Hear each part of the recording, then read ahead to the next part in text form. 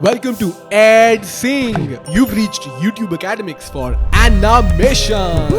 EDsing uses Synfig. It's a free software that does picture compositions for our para illustrations and motion graphics for all the things you see on an EDsing screen. Yes. It's super powerful because it's so simple. Its download is in the description below. Synfig is as human as you and I. Open it up and this is what it looks like. The chessboard is its face. Its main hand is on the left. Reminds me of my childhood. The software Paint in Windows. That's where my digital art started. Aww. Below that is its brain.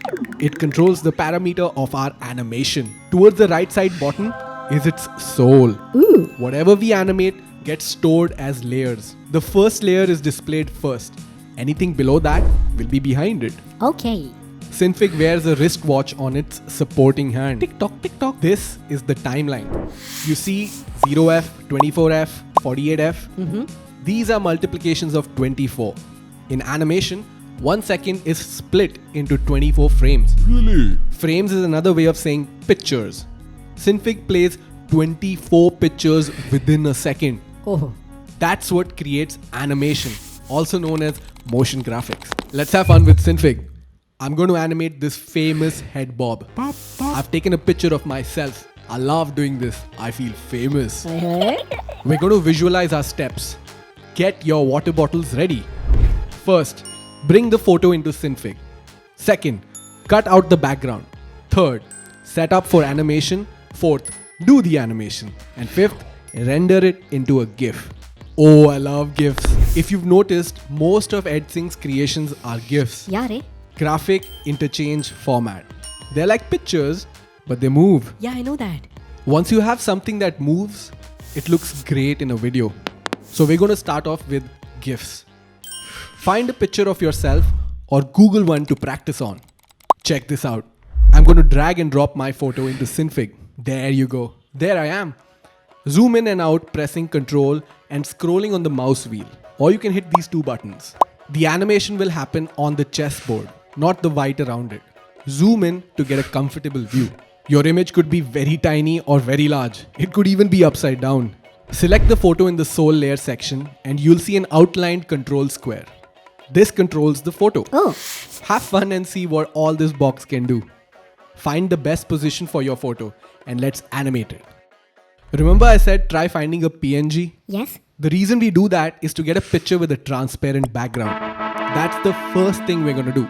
We're going to get a picture with only me in it. So bye bye Bombay. Bye. Some of you already know how to do this in Photoshop. I like you. We'll do the same here. What we need is vector layers. When you go to Synfig's main hand to the left, I can select a circle and make a vector layer over my face. Another rectangle over my body and arrive at the simplest way to just have me in the photo. Check that out. That looks so cool. I'll tell you how that happened. Yes, please. The idea is to stick the photo onto the vector layer. Keep the photo above the vectors and come over to the brain side of Synfig. On the left side bottom, find blend method and click on composite. Select straight onto. You'll see that the photo has stuck itself straight onto the vectors. Just like water falling into the bucket when it's raining outside. Oh, yeah. You've just learned how to use Fevicol glue in the digital world. Cool, isn't it?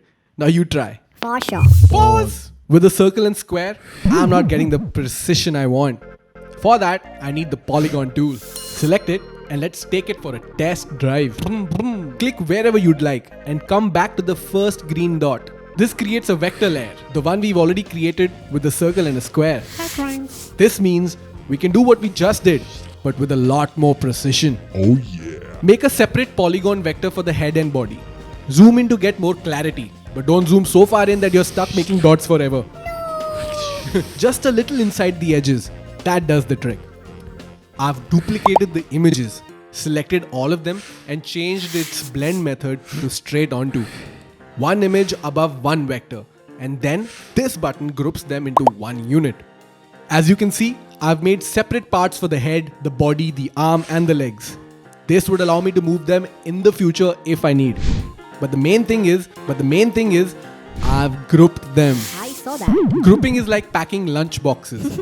Different lunch boxes, different dishes, different groups, different animation. अरे यार भूख लग गई. It's nice to have a clear idea of what you're doing. As always, yes. Grouping gives a lot of clarity, and these cute little green boxes, they give me peace during information overload, especially when named properly. Oh yes. Congratulations! This is your first cutout, and it looks fantastic. At least mine does. It's time to start moving the pictures. Part 2. I do a lot of my animation just with the square control, but I've got to show you this. A lesson from experience. अरे वाह. When you open the face group, you can right click, new layer, transform, select rotate, and Synfig produces a command tool. This one's for rotation. In a head bob, we need this rotation under the face. So drag the rotation command right there. Had I done the same with the square control, my head would pivot off axis. Don't want to do that. So I use the rotation command for convenience. It's possible to do the animation without the rotation command, but I wanted you to see it. Thank you, G. The square command is a wonderful feature. It's new to Synfig and I love it. Thank you, Synfig. For future animations, feel free to use it. It does all the animation for me. See the green little guy there? Click it and it turns red. This means Synfig's ready to animate. Ooh. There's a red outline over the face. Sometimes I forget that the red man is activated and I accidentally animate needlessly. Be careful of this. Animation, especially at the start, can test your patience. Hi. It's a version of resistance. Oh yeah. And we know a thing or two about how to defeat it. That's right. So keep calm, drink water, and stay focused. By default, Synfig's supporting hand, the timeline, is placed at 0f. Click on 24f. This means 1 second. Now grab the rotation tool. Make sure the green man is red and slightly tilt the face. You'll see 2 diamonds in the timeline. I see it. The first is the starting position. The second is our command. Oh. Go to the first diamond and while pressing shift, drag the diamond to 48f. This has duplicated the starting position. Remember this trick. It comes very handy. अरे thank you. Brilliant. We've given Synfig the command. It's now time to see how it looks. Oh, I can't wait. Come to the top at this preview button and feed in 48 frames. Increase the quality to 3 and FPS as 24f. FPS, frames per second. Oh. Have a look at your masterpiece and tweak it to get the perfect motion. It's a bit slow right now, so I'm going to move these diamonds till I get the perfect result. I have to go back to Synfig and reproduce a new preview for my changes. I would have loved for this feature to have played directly on the chessboard, but images produce a lot of data and that load can get very heavy on your computer. Yes, they do. So make sure that you have enough space, like 20 GBs is a good safe margin. Hey, that looks awesome. You've just learned how to animate in Synfig. Oh. The only thing left to do is to show it to your friends. अरे हाँ. How do you do that? Water G, please help. Water G. It's simple. Come over to the render button. Keep the setting as is, but select GIF for target. Give your creation a name and for safety, type .gif after the name. Okay. Check out where the last diamond stands and input that frame as the end time. For EDsing, your creations will mostly be rendered as .png, so keep that in mind. Okay. Hey, let's give it the EDsing special white background. Oh yeah. Again, click the render button. I'll choose my desktop as the destination and click render to let Synfig do its thing. I must have hit this button so many times, and with each time I became a better animator. अरे वाह. Some of you must be feeling a little nervous, a little anxious. Uh-huh. That's a good sign.